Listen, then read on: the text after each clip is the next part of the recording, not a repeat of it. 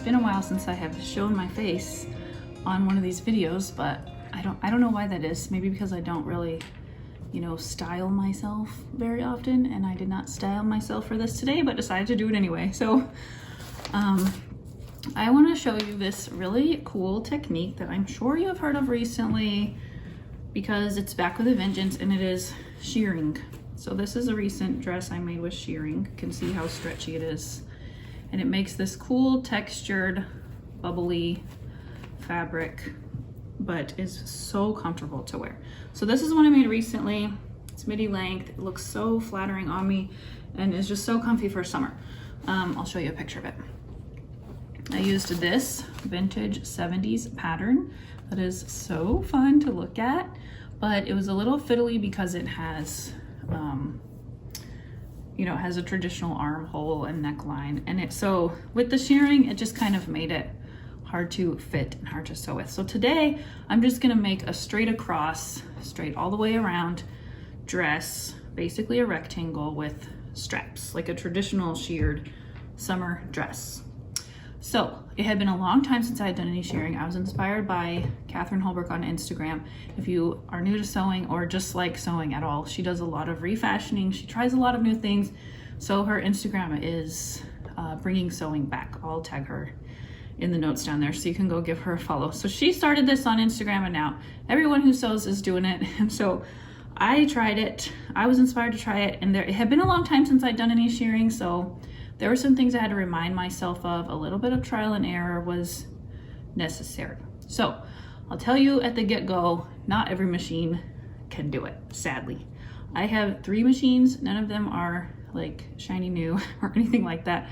I have one from the 90s that I use most of the time. It's a Pfaff, and it's a great machine. And it was state-of-the-art in its time. My mom gave it to me. And it can be fiddly, so I thought that was the one that wouldn't be able to do it. So I started with my 60s semi-industrial Pfaff, but the bobbin case, the metal bobbin case, was too tight for the elastic thread to go through. So that didn't work. So then I moved over to my Brother, which is newer, but more entry level. And it has a drop-in bobbin, and it just wouldn't pick up the elastic thread. The needle wouldn't pull it through like it's supposed to. So that didn't work. So then I tried the 90s machine, and it worked. It worked great. Even though it also has a metal bobbin case, but for some reason it worked like a dream. So here are my tips for shearing, and then I'll show you how it works. Okay, first, if you're gonna make a rectangular dress like this, mine has some shaping because I'm using this same pattern piece. I just cut it off under where the armholes would start. But if you're just making a rectangular dress, it needs to measure 1.5 times your body's circumference. So that's a rule of thumb for you, but you can also use the shearing technique on like the top of a waistband for like pajama bottoms or pool shorts, baby outfits, anything like that. The waistband of a skirt would be really comfortable. So don't limit yourself to just a rectangular dress, but that's what I'm making today. Okay, so the very first thing you need to do is go buy some stretchy elastic thread.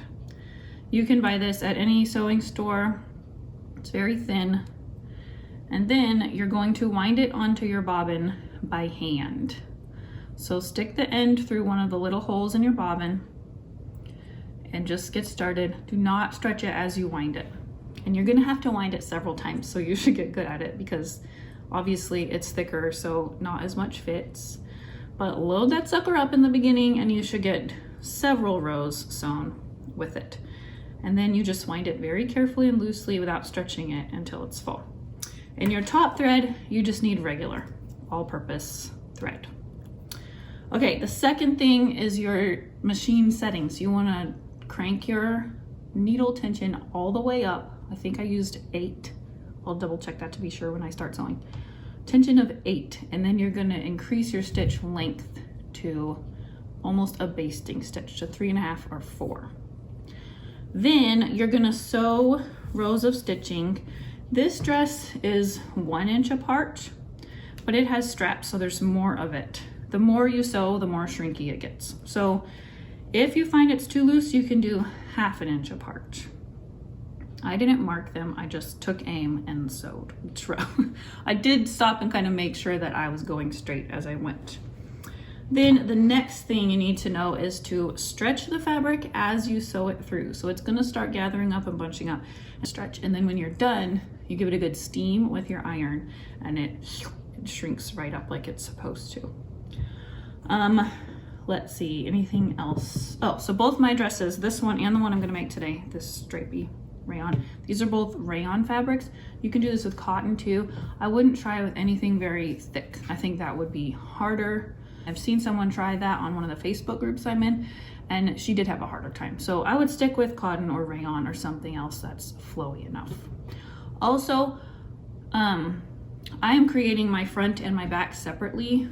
So, and since I'm making side seams, I decided, I couldn't decide if I wanted a back stitch at the beginning and end, but I did, and that worked well.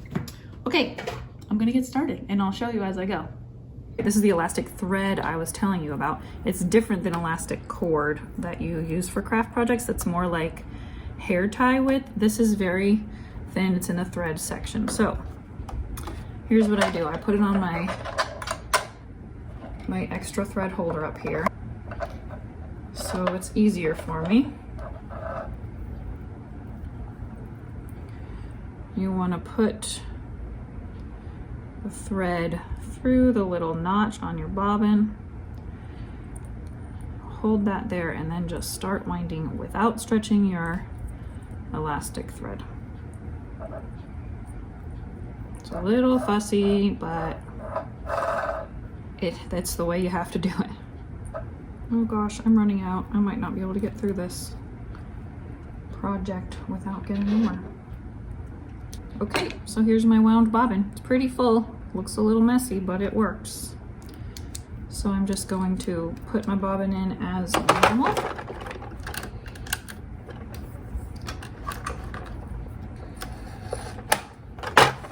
And keep sewing.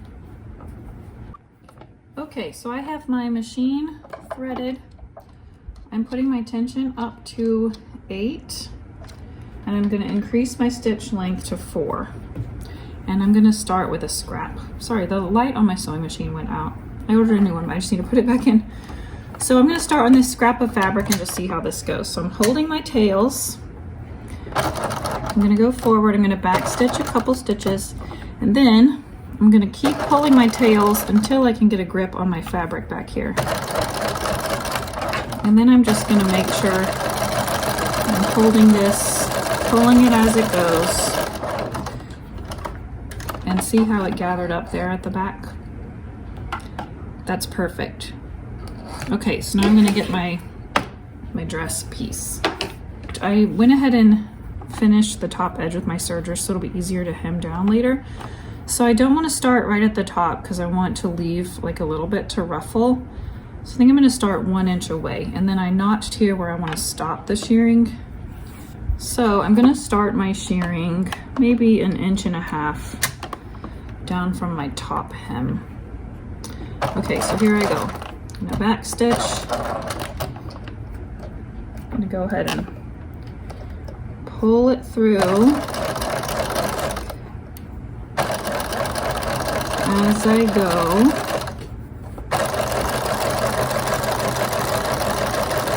So it's gathering back here, but I'm pulling it taut as I go.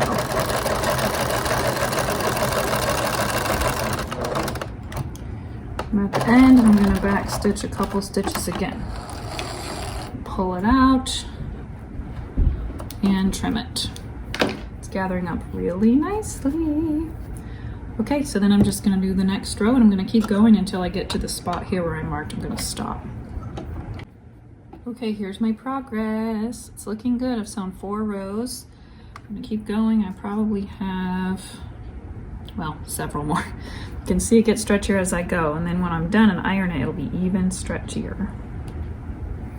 So when I do the next one,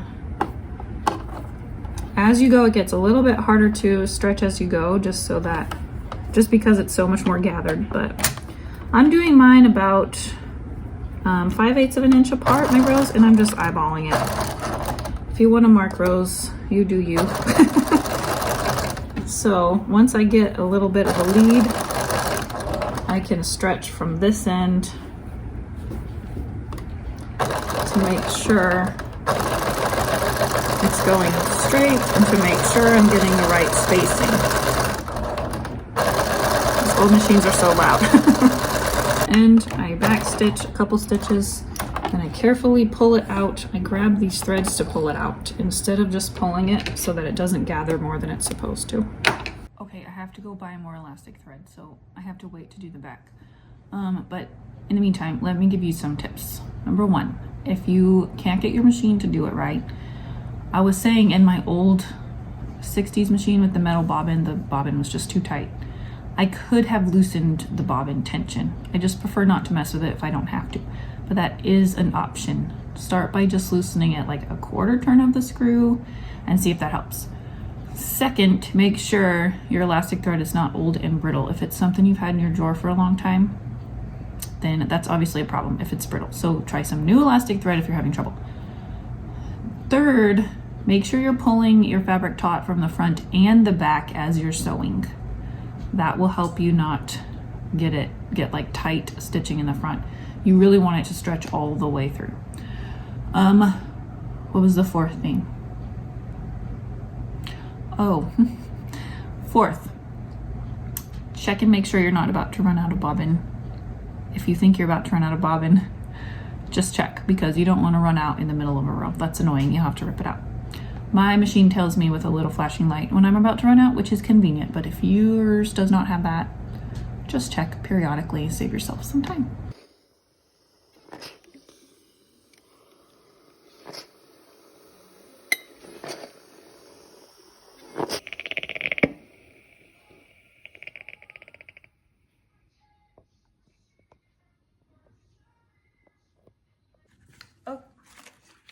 Okay, I'm back. New day, same project. I had to go buy more thread. I wanted to show you what the packaging looks like. I first looked in the thread aisle, and actually Gutermann sells elastic thread, and they come in colors, black, white, and a third color, maybe navy, I don't know. But they were out of white. So I went over to the notions section, and they had it in the elastic section. I thought you were crying. I was.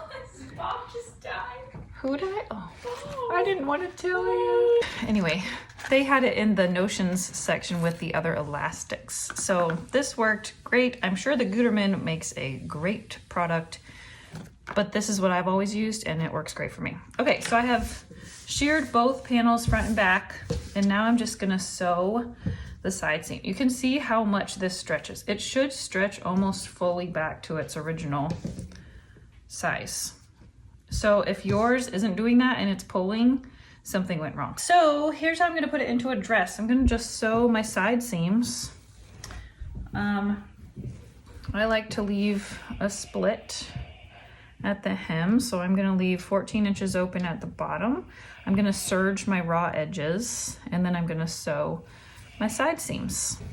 Okay, I sewed my side seams and I serged them so it looks nice and neat. If you do not have a serger, I recommend you finish this edge maybe with a zigzag stitch before you trim all the threads short, because you don't want your elastic to pull out if you trim it short when you stretch it to get it on your body.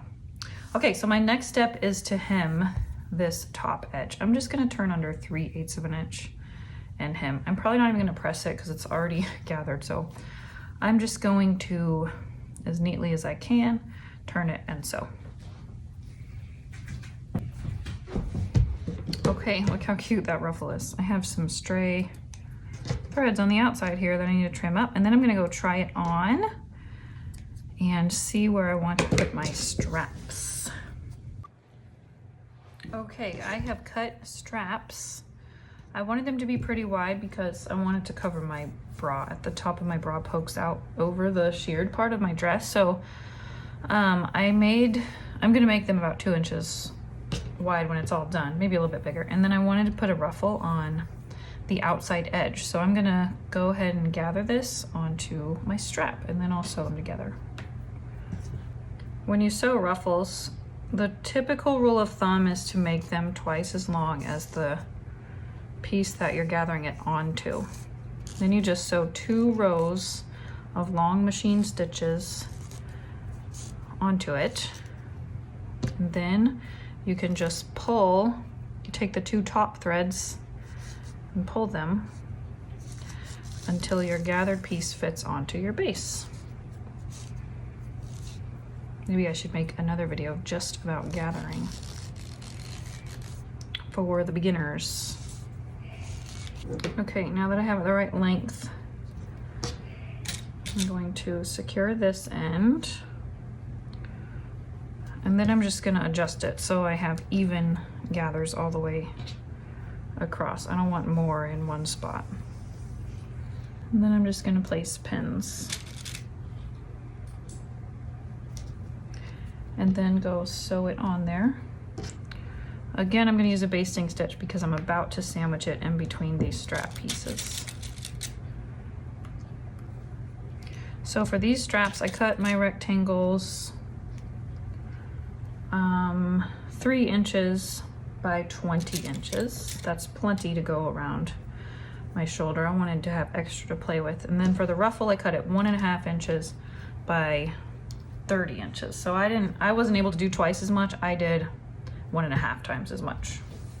And look, that's definitely gathered enough for me. Okay, so then after I baste that on, I'll just sew these together down both long ends and turn it right side out. Okay, so I sewed both straps. I sandwiched the ruffle in between, and then I just sewed a straight stitch down both long edges, and then you can turn it right side out through here. And then when you press it, your cute little ruffle is on the outside. So all I have left to do is try this on and pin the straps in place and sew them down, and then I will hem the dress, and then I'll show you what it looks like.